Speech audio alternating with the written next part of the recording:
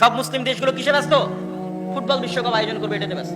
দুবাইকে দেখেন, কাতারকে দেখেন, তারা হচ্ছে বিনোদনে ব্যস্ত, পর্যটনে ব্যস্ত।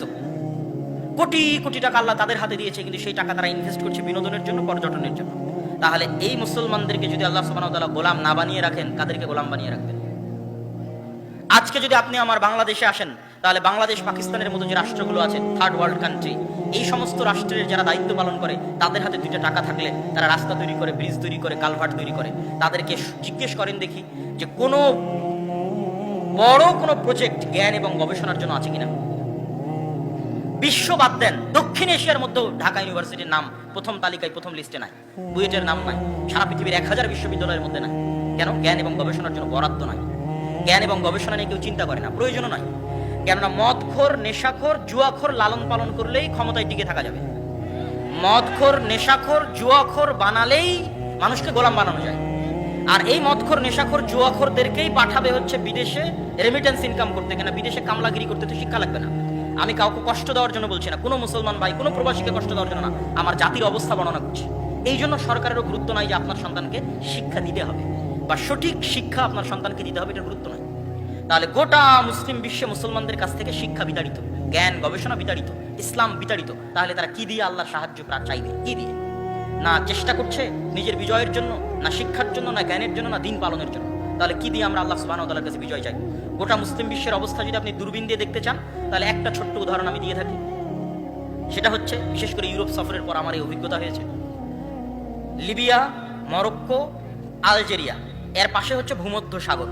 এই ভূমধ্য সাগরের এক পারে হচ্ছে লিবিয়া, আলজেরিয়া, মরক্কো, আর ভূমধ্য সাগরের আর এক পারে হচ্ছে স্পেন, ইতালি, ফ্রান্স। তো গোটা পৃথিবী থেকে মুসলমানেরা অবৈধ পথে এখানে জমা হবে। সব মুসলমান, আফ্রিকার মুসলমান, ইয়েমেনের মুসলমান, সিরিয়ার মুসলমান, বাংলাদেশ, পাকিস্তান, আফগানিস্তানের মুসলমান, আর আফ্রিকার মুসলমান, সব এখানে জমা হবে। জমা হয় রাত 12টা-1টার সময়।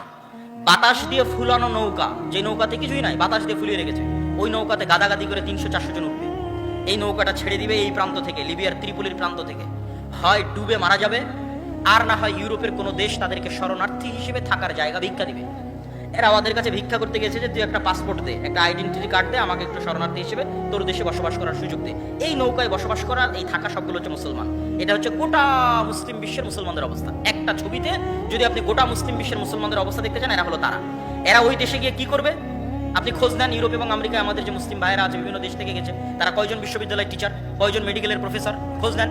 আর কয়জন ফুড পান্ডার, হোম ডেলিভারি করে, কয়জন ট্যাক্সি ড্রাইভার হিসেবে কাজ করে, আর কয়জন কেয়ার হোমে জব করে, খোঁজ নেন।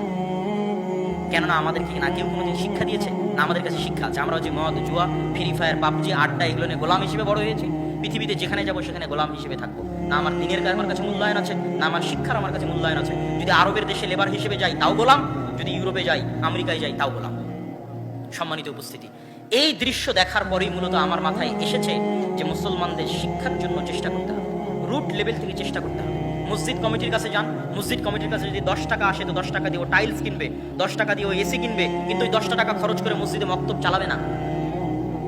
এই জন্য আমি বলেছি, এই মসজিদ কমিটিকে 24 ঘন্টার মধ্যে পদত্যাগ দিতে হবে। যে মসজিদ কমিটি তার মসজিদে মক্তব চালু করবে না, তাকে পদত্যাগ দিতেই হবে। সে মসজিদ পরিচালনার যোগ্য নয়। এমনও মসজিদে গেছি যেই মসজিদে টাইলস লাগানো আছে, এসি লাগানো আছে, কিন্তু মসজিদে কোরআন শিক্ষার ব্যবস্থা নাই। তখন আমি বলেছি, আপনি টাইলস খুলে বিক্রি করেন, এই এসি খুলে বাজারে বিক্রি করেন, বিক্রি করে আপনার মসজিদে দিন শিক্ষার ব্যবস্থা করেন। আপনি এখানে মসজিদ স্বর্ণ দিয়ে বানিয়ে কি করবেন? যেই মসজিদের আশেপাশে সব জুয়াখোর, মদ করে ভরে গেছে, কি করবেন? ওই মসজিদে কে সালাত আদায় করতে আসবে? আপনি ওই মসজিদে দিন শিক্ষার ব্যবস্থা করেন। মসজিদ যদি নাও থাকে, তো খোলা মাঠে মানুষ সালাত আদায় করতে আসবে। আর এরকম মাদ্রাসা ভালো, আমরাও, আমাদেরও প্রতিষ্ঠান জামিয়া সালাফি আছে, সারা দেশে মাদ্রাসা হচ্ছে ভালো, কিন্তু মাদ্রাসায় ছেলে মেয়ে দেয় এদেশের মানুষ 2 থেকে 2.5%। এই গোটা 8 মলের 2% ছেলে মেয়ে মাদ্রাসায় পড়াশোনা করে, আর 98% যায় স্কুলে। ওই 98%কে আপনি দিনের জ্ঞান কিভাবে দিবেন যদি আপনার মসজিদে আপনি মক্তব, দিন শিক্ষার ব্যবস্থা না করেন? আমি আপনাদের এই 8 মল, এই শিবগঞ্জে পুরো একদিন সফর দিয়েছি।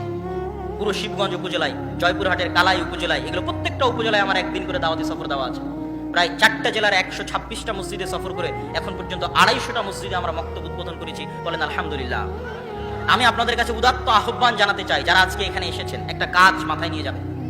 একটা কাজ কি? কেমনে জামিয়া সালাফিয়ার সাথে যোগাযোগ করে আদাওয়া ইলাল্লাহর সাথে যোগাযোগ করে তাদের সিলেবাস নিয়ে আমার মসজিদে মক্তব চালু করা যাবে। আর মনে মনে বলতে থাকবেন যে ভিক্ষা করে হলেও আমার মসজিদে আমি মক্তব শিক্ষার ব্যবস্থা করব, বলেন ইনশাআল্লাহ। এটাই হচ্ছে বিজয়ের শুরু। দেখেন, বিজয়ের শুরু যদি দেখতে চান এই গোটা ঘটনা দেখবেন। ইহুদি পল্লী দেখে আসবেন, ইহুদিদের গ্রাম দেখে আসবেন, ইউরোপ আর আমেরিকা দেখে আসবেন, তারা শিক্ষা নিয়ে কি পরিমাণ কাজ করে। আর আমাদের মুসলমানদের অবস্থা দেখবেন কি পরিমাণ বেহাল দশা শিক্ষার। আমরা অন্তত আমাদের দিনী লেভেল থেকে মুসলমানদেরকে অন্তত দিনের জ্ঞানটা যদি দিতে পারি, তারা কি পরিমাণ শক্তভাবে তাদের দিন ধরে আছে এবং তারা হিংসার কারণে আমাদেরকে ধ্বংস করতে চাচ্ছে। এই কথাটুকু বক্তব্যে ছুটে গেছিল। হিংসাটা কি? ইব্রাহিম আলাইহিস সালাতু ওয়াস সালামের রক্তের দাবিদার তারা, আর আমার নবী মুহাম্মদ সাল্লাল্লাহু আলাইহি ওয়াসাল্লাম ইব্রাহিমের রক্তের দাবিদার। ফলত তারা যে সুপারিয়রিটি থিওরি, যে আমরা আল্লাহর সন্তান, বলেন নাউজুবিল্লাহ, আমরা আল্লাহর সন্তান আর বাকি সব আমাদের গোলাম, সবকে জবাই করা যাবে, এই জন্য ওদের অন্তর কাঁপে না। 10,000 মুসলমান মা এবং বোনকে হত্যা করে যেরকম লক্ষ যদি হত্যা করে অন্তর কাঁপবে না, কেন? ওরা মনে করে ওরা আল্লাহর সন্তান, এগুলো সব গোলাম, এদের জবাই করা যাবে। নাউজুবিল্লাহ মিন যালিক। তাদের এই যে সুপারিয়রিটি থিওরি, এই সুপারিয়রিটি থিওরি আরেকটা জাতি বিশ্বাস করে, হিন্দুদের মধ্যে ব্রাহ্মণ। ব্রাহ্মণরা মনে করে তারা খোদা বা আল্লাহর মাথা থেকে তৈরি হয়েছে, নাউজুবিল্লাহ, বা ব্রহ্মার মাথা থেকে তৈরি হয়েছে, এই জন্য তারা ব্রাহ্মণ। এই জন্য তারা বাদে আর হিন্দু ধর্মের আর যত জাতপাত আছে, শূদ্র বৈশ্য ক্ষত্রিয়, সব হচ্ছে তাদের গোলাম। ওদেরকে বলিও দেওয়া যাবে, ওদেরকে জবাইও করা যাবে। কোনো বলিদান অনুষ্ঠানে কোনো ব্রাহ্মণের কোনো সন্তানকে বলি দেওয়া হয় না। সবসময় বলি দেওয়া হবে ব্রাহ্মণের চাইতে নিচু স্তর, কেন? তারা হচ্ছে, এটা হচ্ছে তাদের সুপারিয়রিটি থিওরি। এই দুইটা জাতি সুপারিয়রিটি থিওরিতে বিশ্বাস করে। তো তাদের এই সুপারিয়রিটি থিওরিতে সবচেয়ে বড় আঘাত দিয়েছে মুহাম্মদ সাল্লাল্লাহু আলাইহি ওয়াসাল্লাম, যে তিনি দাবি করছে যে আমি ইব্রাহিমের সন্তান, আমি ইব্রাহিমের সন্তান, ইসমাইলের সন্তান। এবং এখানে যে কাবা, এই কাবা ইব্রাহিম তৈরি করেছে। এটা অনেকের কাছে মেসেজ নাই, ইউরোপ এবং আমেরিকা এবং ইসরায়েলের অনেকের কাছে মেসেজ নাই যে ইব্রাহিম আলাইহিস সালাতু ওয়াস সালামের তৈরি করা ঘর হচ্ছে কাবা। মুসলমানরা দাওয়াতি কাজই করেনি, জানিই না তারা। এরকম বহু অসংখ্য ভিডিও দেখতে পাবেন যে তারা জানেই না যে কাবা ইব্রাহিম আলাইহিস সালাতু ওয়াস সালাম তৈরি করেছে, কেন? তারাও তো আব্রাহামকে সম্মান করে। সুতরাং যখন বলা হবে যে আব্রাহামের সন্তান ইসমাইল, ইব্রাহিম এবং ইসমাইল মিলে এই কাবা তৈরি করেছে, তখন তারা এটা চিন্তা ভাবনা করবে, ভাববে। সম্মানিত উপস্থিতি, তো এই হিংসার কারণে তারা মুহাম্মদ সাল্লাল্লাহু আলাইহি ওয়াসাল্লামকে হত্যা করতে চেয়েছে। এই হিংসার কারণে তারা উম্মতে মুহাম্মাদীকে ধ্বংস করে দিতে চায়, কেন? তারা জানে শেষ নবীর জন্য যত রহমত, বরকত, ফজিলতের কথা আল্লাহ তাওরাত এবং ইনজিলে বলেছে, সব রহমত, বরকত, ফজিলত উম্মতে মুহাম্মাদী নিয়ে গেছে। সব রহমত, বরকত, ফজিলত মুহাম্মদ সাল্লাল্লাহু আলাইহি ওয়াসাল্লাম এবং তার উম্মত নিয়ে গেছে। অতএব এদেরকে হত্যা করার মাধ্যমে, এদেরকে ধ্বংস করার মাধ্যমে, এদেরকে গোলাম বানানোর মাধ্যমে আমাদের টিকে থাকতে হবে, নাহলে যে কোনো মুহূর্তে আমাদের পতন হয়ে যাবে। যেমন ফেরাউন ভয় পেত, যে কোনো মুহূর্তে বানু ইসরাইলের সন্তানের হাতে আমার পতন হবে, এদেরকে জবাই করতে হবে, হত্যা করতে হবে, দমন করতে হবে, এদের কন্ট্রোলে রাখতে হবে। এই একই ভয় তারা সবসময় পায়, কেন? তারা জানে যে শেষ নবী মুহাম্মদ সাল্লাল্লাহু আলাইহি ওয়াসাল্লাম কেমন জানে, তাদের সন্তানদেরকে যেমন জানে। এই জন্য তার উম্মত যে বিজয়ী হবে, তার উম্মতের হাতে যে জেরুজালেম মসজিদে আকসা থাকবে, এটা দিনের মতো সত্য। এই ভয়ে তারা কম্পমান থাকে। এই জন্য নিষ্ঠুরভাবে তারা আমাদেরকে গোলাম, আমাদেরকে অধনস্থ এবং অপদস্থ বানিয়ে রাখতে চায়। সম্মানিত উপস্থিতি, সেখান থেকে বের হয়ে আসার জন্য আমাদের দিনে ফিরে যেতে হবে, শিক্ষায় ফিরে যেতে হবে।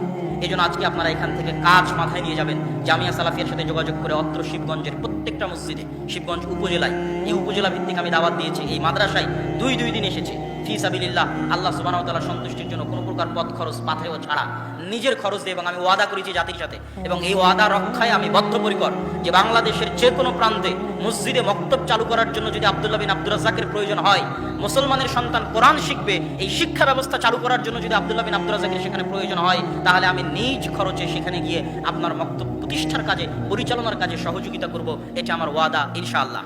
অতএব আপনারা যারা এখানে উপস্থিত হয়েছেন, আমার হাতের ডান পাশে আমাদের অত্র এলাকার জন্য যাকে আমরা দায়ী হিসেবে দাওয়া ইলাল্লাহর পক্ষ থেকে রেখেছি, আল ফিরোজ, আল জামিয়া সালাফিয়া থেকে দাওরা ফারিক করেছে, সে বসে আছে।